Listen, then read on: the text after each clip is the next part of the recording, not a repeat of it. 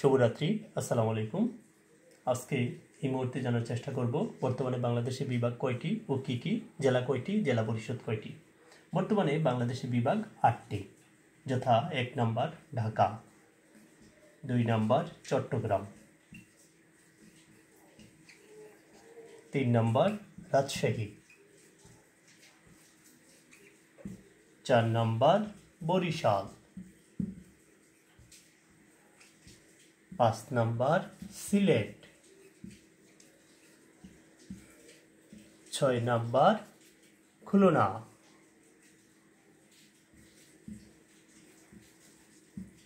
7 নম্বর Rangpur,